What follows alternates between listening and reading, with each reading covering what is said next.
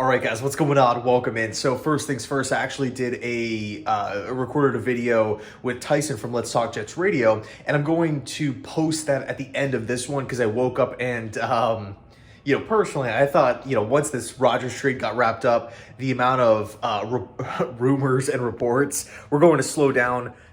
That's apparently not the case. There's a lot of things that I do want to dive into, but quickly in like a bullet point fashion. And then at the end, it's me and Tyson's kind of reaction to it, the breakdown to the trade, talked about, expectations for the team going into next season. What else? Compensation, all that good stuff. So that's going to be at the end of this one. But let's talk about the first new, let's talk about what actually happened first. So the report from Ian Rapoport, because he did put out a tweet early this morning, basically saying that, hey, the Jets picked up Aaron Rodgers' option. It's clearing $40+ million in cap space. And there does seem to be some confusion out there on what this exactly means. So this is not the contract restructure that everybody's kind of hinting at. This is the move that everybody expected. Packers fans, Jets fans, where you pick up the option and whatever it was, just under 60 million, a massive portion of that, I believe it was 40+ million, converts to a signing bonus, right? So all of a sudden, Aaron Rodgers' cap hit jumps down to 15.7. It's not this 40, I think it's 42 million. This isn't coming off the Jets' books. This clearing of cap space is coming off Aaron Rodgers, assuming originally he was getting the 59 or the $60 million. So it's not this, it's at least right now, this move alone doesn't clear the 40+ mil. It technically clears it off of Rodgers' pay cap hit. But as far as, additionally to the Jets books, it's not like the Jets are like saying, hey, we got Aaron Rodgers contract handled and we have an extra 40 million in space. Now a contract restructure, I'm pretty sure it's going to happen. I can't really pinpoint the day. I'm not sure, when that exactly is going to come out. There seems to be a lot of information on it, like with it, within the reporting circle, but nobody's actually saying what it's going to be numbers wise. But everybody is expecting the contract restructure to really benefit the New York Jets. And again, this is something that Packers fans, Jets fans, Rodgers actually said it himself in the Pat McAfee show where, he was talking about him being completely open to a contract restructure, whether he stays with Green Bay or gets traded. Like that, it wasn't like a massive, like he's going to fight with the team, like, try to, put his foot in the ground and say, no, these are my contract terms. They're not changing. Deal with it. You pay me every single cent. And then also that kind of ties into the fact that, hey, if Aaron Rodgers wasn't serious about a Super Bowl championship, if he wasn't serious about the New York Jets, he would probably just retire. So I think A-Rod is going to be 100% committed. Now, moving on to the next report, apparently he's going to be wearing number 8, which I think is really, really cool. He wore the number back at Cal. I think it's a cool looking number, and it's like the next chapter in his career, right? And also, I know Namath gave him the, the green light to wear 12, but I'm happy. I like that he's, creating like a new era with number 8. I think it's pretty sick. And then here's where things start to get interesting, okay? Dan Graziano from ESPN is reporting that the New York Jets are expecting Rodgers to participate in voluntary workouts. This is huge, okay? Because we all know Rodgers, in the past, I believe a couple seasons, this is something where he kind of gets to it when he gets to it. He skips the voluntary stuff. He has his own offseason schedule, and that's kind of that. And because Rodgers is, so good, because he's such an elite player, quarterback, leader to the team, he kind of does what he wants. Nobody's up in arms about it. And the big question mark with the New York Jets or, potential new team before the trade, it was, hey man, like how committed is this guy going to be? Is he going to show up for the voluntary portion? Is he going to, do the same exact or have the same exact routine that he did back when he was with the Packers with the new squad? And look, nothing is official. And a part of me is like, man, we're going down this rabbit hole again of, talking about reports and rumors. We haven't heard anything from Rodgers. And Rodgers is the type of guy to hop on McAfee or to put a tweet out basically saying, yeah, I'm excited to go to the New York Jets, but I'm not going to go to voluntary or something like that. I don't want to get my hopes too up here. And then the last rumor here that I wanted to bring up, it's coming from Connor Hughes from SNY. And there's been a couple people that have kind of brought this up, but apparently Hughes last night on television said that, hey, this could be a 2 to 3 year thing with Aaron Rodgers, and because of the way the contract is restructured, the Jets are really optimistic that it's not going to be like a one and done thing. But the 2 to 3 years, like, oh man, like that's a little. I could 100% see 2 years. Now, admittedly, 3 years is a little tough for me to believe. I mean, that's a long time. Considers retirement every year. We all know about the 90% retired before the darkness retreat, leaves the darkness retreat, talks to sources, decides to keep playing. I just can't envision Aaron Rodgers going to the Jets and saying, hey, mark me in for 3 years. I know that's not what Hughes is saying, but if there's optimism around the building, I mean, there was optimism around the building this entire time since January, where everybody kind of knew that the Jets were heavily interested, and there was a really good chance it was going to work out. I want to say mid-January. Hey, what's the worst that could happen? Rodgers plays 1 year, so, and that's kind of the mindset that everybody has. So the way I'm looking at it, 1 season, okay, expected. 2 seasons, absolutely fantastic. A third, I mean, it's just so far into the future. We don't even really know what the team's going to be looking like, how Rodgers plays is going to be looking like 3 years from now. So I don't want to get too ahead of myself here, but 1 to 2 years is pretty much all I'm hoping for, all I'm pretty much expecting at this point. So anyway, I'm going to plug that Tyson, that Let's Talk Jets video in right now. Thanks so much for watching. And as always, go Jets. All right, guys, what's going on? Welcome in. So this actually is I don't know when it's going to be exactly uploaded, but this is being recorded right after the Aaron Rodgers trade. And I'm joined by my buddy Tyson from Let's Talk Jets Radio. Tyson, what's up, dude? Dude, I am so excited, man. I'm excited to talk to you, but it's finally, man, we're finally done with all this waiting, anticipation, and rumors. I'm just happy it's over, man, to be honest with you. Yeah, dude, like it got to the point where like the rumors were we had multiple rumors coming out in the same day that contradicted each other. And it was like, I felt like everybody had their own kind of report on the situation. They all were different from each other. But in the end, Aaron Rodgers as a Jet happened before the draft. Now, first question, I mean, I think I know the answer because it's Aaron Rodgers, right? One of the best quarterbacks in football. He's elite, despite him being 39 years old, still an absolute genius, at the quarterback position. I'm so pumped up, but your excitement level, where are you projecting this team to go? Of course, we still have to factor in the draft. We still have to factor in, the exact schedule coming out. We know who we're going to be playing, but we don't know exactly when. Short weeks, divisional rivals, all that kind of stuff. How many primetime games, multiple Thursday night games. We'll see how it plays out. But where are your how are you projecting this team into next season with Rodgers at the helm? Bro, the excitement level is on another level now. You have a top quarterback that's going to be supported by very good players around him. Like the Jets have playmakers, man. Like Joe Douglas done a really good job of stockpiling talent on both sides of the ball. I mean, you have offensive rookie of the year, defensive rookie of the year. Sauce Gardner, Garrett Wilson. So to me, it's like now it's like legitimate run to the playoffs. Like you better be in contention for the AFC East come late December. You've got to be winning 11, 12 games. You got to be making the playoffs. Like there is no, like you've got to be there, man. You've got to be like a top 5, top 6 team in the NFL. That's it. There's no excuses. And that should be the expectation for everybody. Yeah, look, I mean, AFC is stacked. The AFC East is stacked. But you don't make this move if you're not thinking Super Bowl, right? If you were thinking, hey, let's get back to the playoffs one step at a time. Let's go from 7 wins to 9, 10 wins. You go out and you sign Derek Carr. You maybe try to bring Jimmy G in on a cheap contract. But the Jets are swinging for the fences. They're taking on Rodgers' contract. Granted, it's going to be reworked. They're dealing all these, future first round pick, second round pick this year. They gave up a lot to go get A-Rod. You have to be thinking Super Bowl here, at the very least AFC Championship. Is anything less a disappointment for you? 100%.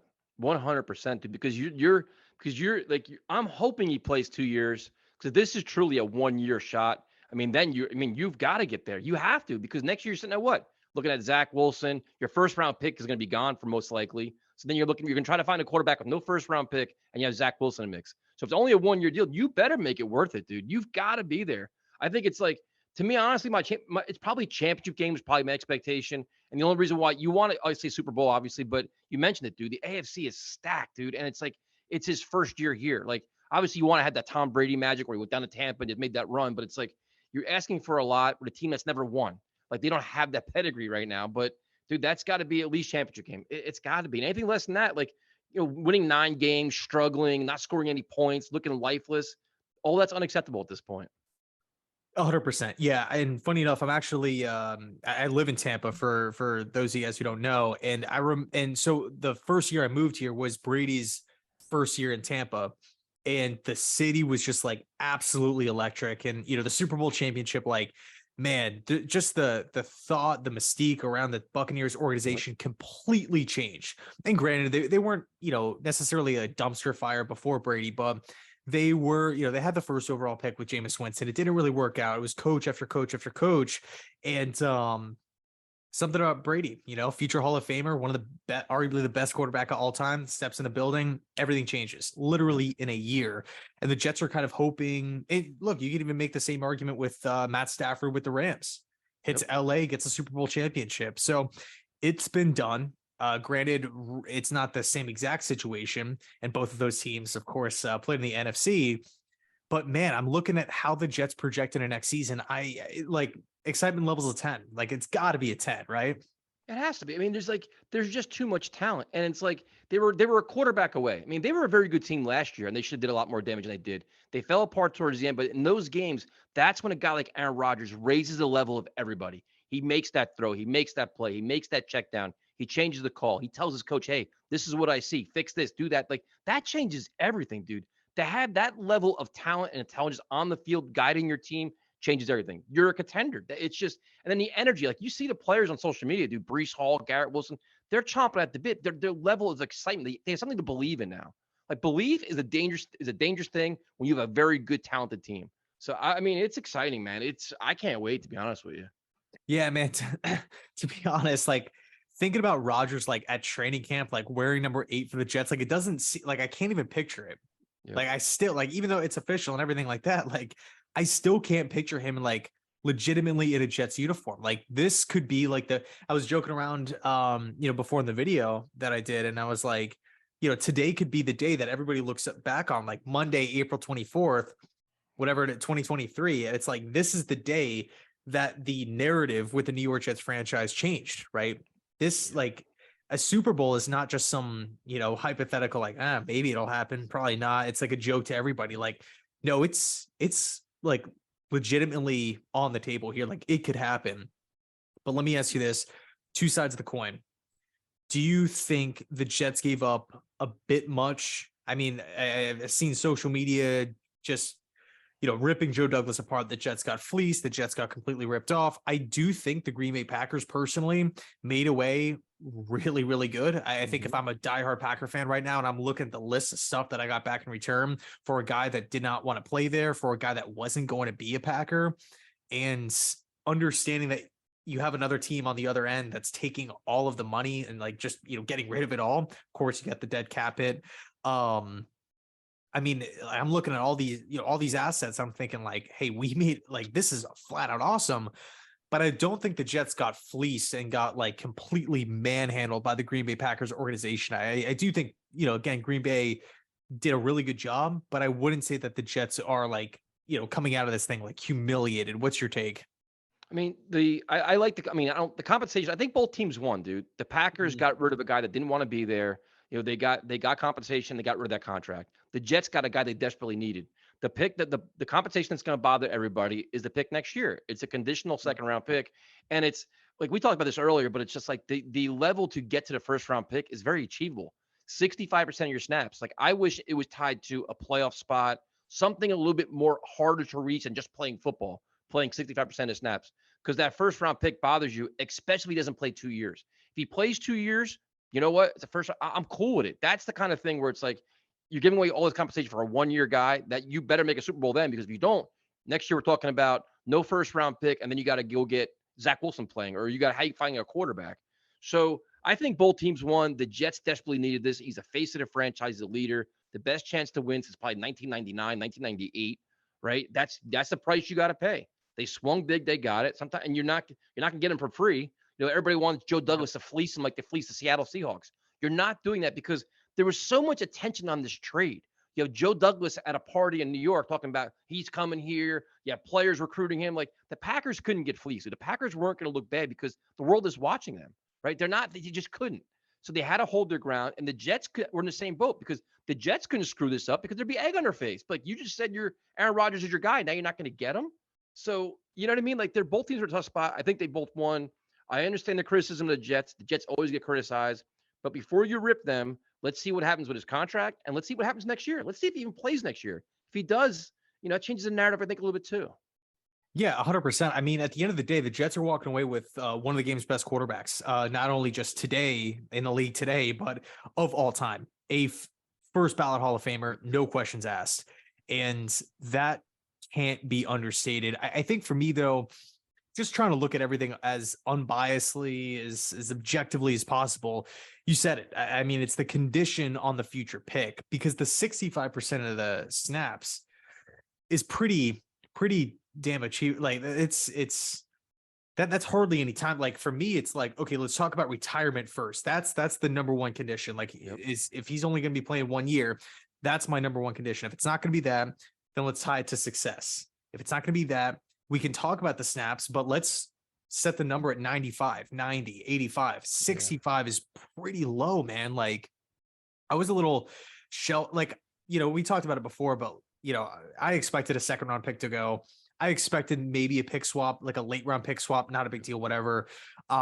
We had the 15 to 13. It's like, okay, some people called that, some people were expecting that, but then to also on top of those get the future pick first. I was thinking it was going to be a 3 that jumps to a 2. Yeah, it was a 2 that jumps to a 1 with a really easy condition on it. Despite some catastrophic injury. I mean, I think it's pretty much a guaranteed first round pick, in my opinion. Yeah, I think so too, man. That's the only thing that kind of annoys you, and you can understand it. You can understand the criticism of it. But then it's like, all right, you know what? If the Jets win a Super Bowl this year, it's worth it. If he comes back next year, still playing at a high level, that's worth it. Like, if you're getting 2 years of Aaron Rodgers, I'll give away the pick. But it's just, you wish the conditions were different. Like, start out like a third round pick. If he plays whatever, you get goes a second. But make the first round pick a lot harder to achieve than what it was. And that's the only thing that annoys me. But I'm like, dude, the Jets love Aaron Rodgers. Like, that's like he's like Aaron Rodgers is wearing number 8 in the green and white, and that's gonna be our quarterback week 1. Everything else willing, but I just kept thinking, man, the Packers, I think, probably played hardball at the end with the Jets. Say, listen, this is our final stance. Take it or leave it. And Jets like, we got to do this. And we got to hope that having Hackett here makes a big difference. Having Alan Lazard makes a big difference. He's going to love playing with Garrett Wilson. He says, you know what? I like playing in New Jersey. I like this area. I'll come back for a second year. And that's it. That's what you got to hope for, but we'll see. Yeah, man, 100%. I think, the main takeaway, it's like if Aaron Rodgers and Robert Saleh are hoisting Lombardi next season, whatever it is, a year from now, 10 months, whatever it is, what Jet fan is going to be complaining that they don't have a first round pick? It's just like, at the end of the day, a Super Bowl championship, I've never experienced it my entire life. I cannot wait for the day to happen. I think it's going to happen soon. And with Aaron Rodgers, I could legitimately say right now, I haven't felt this way in the past. Like, of course, like those Rex Ryan days were awesome, right? And the defense, I thought like we were close, but this time, like I've literally never seen a quarterback of this caliber playing for my favorite team. And it's going to happen this year. So I'm totally pumped up, man. Yeah, I mean, you think about it, every time the Jets take the field with Aaron Rodgers as a quarterback, they have a chance to win the game. Every game they go into this year, I don't give a shit. But on the road, off the road, whatever it is, like they have a chance to win that game because he's your quarterback. When was the last time you could say that? We always had to justify great defense. You have this, you have that. Like, dude, now it's like you have it. You have that chance. Whether it works or not, you're in a position to succeed. That's all you can really ask for, man. And the excitement is palpable on the field, off the field. It's just, hopefully it all translates, man. Yeah, dude, spot on, man, spot on. But hey, I appreciate you taking the time. No, dude, thank you, man. It's always fun talking to you, man. We do this and it's just like time flies by. It's great. For sure. Yeah, we definitely have to do it more often. Well, you're too busy, man. You're a celebrity over there. I'm just trying to catch, trying to get along around here. No, dude, I'm bro. Like I was saying before, man. Like I'm down to do it whenever, week to Let's do week, 2 week, every two, whatever it is. Sign me up for it. I'm down. And next one, we have to have the cat in the picture too. That's the only thing. I know she's sitting right here. I can't turn the camera around though because everything's all hooked up. But no, she's there. Cool. Thank you. I appreciate it, man. Yeah. So thanks so much for watching, and as always, go Jets.